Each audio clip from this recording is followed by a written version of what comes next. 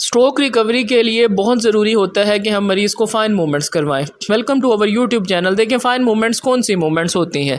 Fine movements हमारे पास वो movements होती हैं जिसमें हम रोज़मर्रा के जो काम पहले करते थे हम वो दोबारा अपने हाथ से बाजू से करना शुरू करें।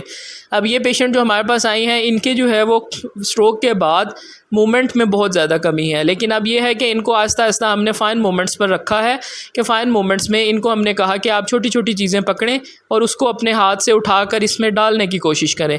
बेसिकली ये हमने जो ब्रेन का एक पैटर्न ख़त्म हो चुका होता है वो पैटर्न डिवेलप करवाने के लिए हम ये एक्सरसाइजेस करवाते हैं, क्योंकि ये मूवमेंट्स जो है वो करने से आपको एक तो शौक़ पैदा होगा कि आप ठीक हो रहे हैं, आप बेहतरी की तरफ जा रहे हैं।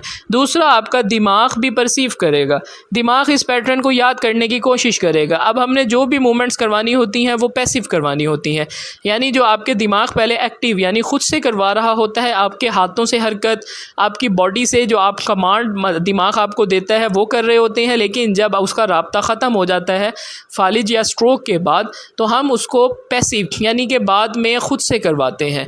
उससे क्या है कि ये अब मूवमेंट जो आप कर रहे हैं, एक तो आपके मसल्स, हम कोशिश करते हैं इसके अंदर मसल मेमोरी को यूज़ किया जाए। देखिए, मसल मेमोरी एक ऐसी कंडीशन होती है कि जिसके अंदर आपको याद होता है कि आप पहले क्या कर रहे हैं। अब बाज़ दफ़ा देखें कुछ लोगों के रिफ्लेक्सेस बने हुए होते हैं। अब कुछ लोग देख कहाँ रहे होते हैं और काम कहाँ कर रहे होते हैं, वो होते हैं उनके रिफ्लेक्सेस। दूसरा होता है कि आपके मसल, जब मसल एक टाइम तक, एक हद तक काम करते हैं तो वो मसल उस चीज़ को ख़ुद अडॉप्ट कर लेते हैं। फॉर एग्ज़ाम्पल, जैसे आप समझ लें कि हमने कोई भी चीज़ जो है वो उसको एडजस्ट किया हुआ है और वो उस चीज़ को पता है कि मैंने इस टाइम पे ये मूवमेंट करनी है या ये काम करना है, तो उस हिसाब से हम उसको एडजस्ट करने की कोशिश करते हैं कि आपके मसल्स जो ये काम पहले करते थे अब हम उनसे वो दोबारा काम करवाएं, तो आपके मसल्स इस चीज़ को याद रखें। क्योंकि दिमाग से जो कंट्रोल ख़त्म हुआ है उसके बाद हमने पैसिव यानी कि बाद वाली खुद से एक्सरसाइजेज इनको करवानी शुरू करवानी है। उससे क्या है कि मसल्स इस पैटर्न को पहले करते थे, क्योंकि जब ये नॉर्मल थे, जब इनको स्ट्रोक नहीं था, तो तब ये इस तरह के काम यानी कोई चीज़ उठा कर रखना करना, ये इनके मसल्स को भी याद है। इनका ब्रेन सिर्फ इस हिस्से को जो सिग्नलिंग थी वो भूल गया है। अब हम इनके मसल्स के ऊपर काम करते हैं, मसल्स को याद करवाने की कोशिश करते हैं कि दैट वाज मसल मेमोरी, के मसल उस मेमोरी को याद करें कि ये मूवमेंट हम पहले भी करते थे। तो इस तरह से क्या होता है कि पेशेंट परसीव करता है, उसके मसल्स चलना शुरू करते हैं। अब हमने सोलली मसल्स पर काम करना है। इसमें हम डिफरेंट जो है वो एक्टिविटीज़ और डिफरेंट इसको हम थोड़ा सा ज़रा डिफ़िकल्ट करते जाते हैं। इसमें आप देखें कि हमने इन्हें कहा कि आप सिर्फ इसको उतार कर बाहर रखने की कोशिश करें। ये ऐसे इसलिए करवा रहे हैं ताकि ये किसी चीज़ को उठा सकें, क्योंकि अभी जो है इनके हाथ में बहुत ज़्यादा वीकनेस है।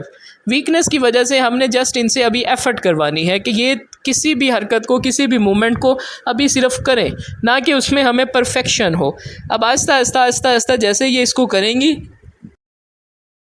एक तो इनका शौक़ पैदा होगा मूवमेंट करने में, क्योंकि जब हम थोड़ी सी ज़रा चीज़ों को चेंज कर देते हैं तो आपका ब्रेन मैनिपुलेट हो जाता है। वो समझता है कि मैं मतलब खेल रहा हूँ या एक्टिविटी कर रहा हूँ, तो उससे जो है वो हम हरकत करवाना हमारा मकसद होता है।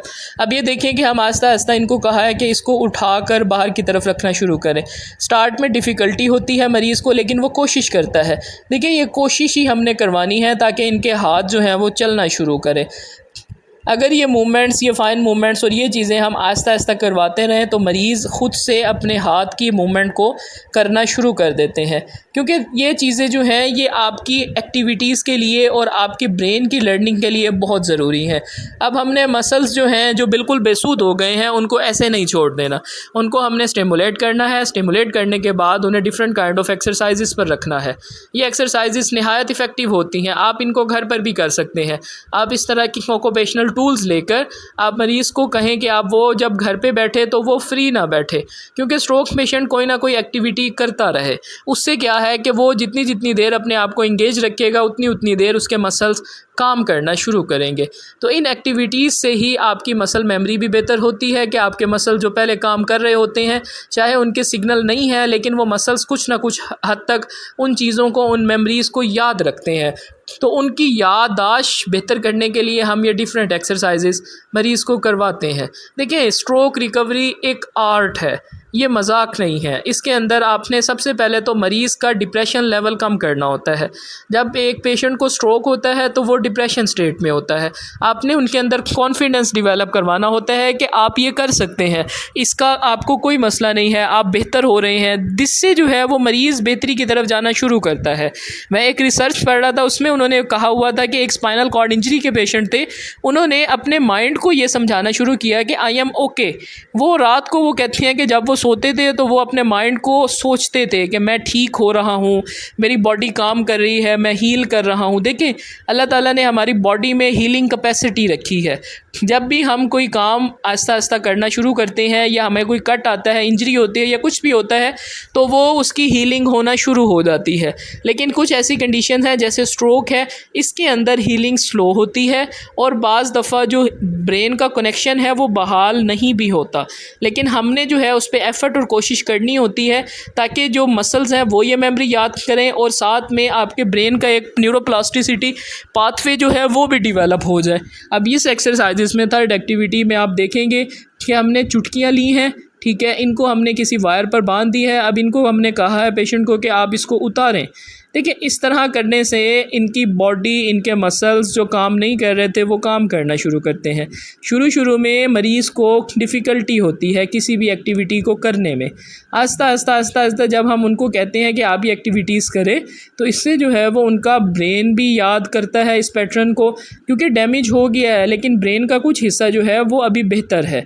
तो वो साथ साथ इनकी एफ़र्ट करने की वजह से वो इनकी बॉडी को सिग्नलिंग और रिस्पॉन्स देना शुरू करता है।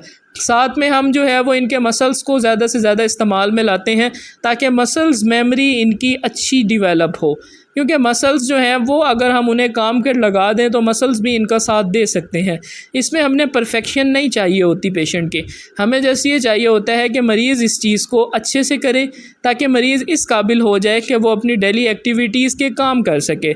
हमारा जो मेन गोल होता है वो ये होता है कि कोई चीज़ आप उठा लें, पकड़ लें, या किसी भी चीज़ को आप उठाकर साइड पर रख दें, आप जो है वो कुछ ना कुछ ख़ुद से करना शुरू कर दें। ये चीज़ें जो हैं ये proper Aahista Aahista with the passage of time rehabilitation में डेवलप करवाई जाती हैं।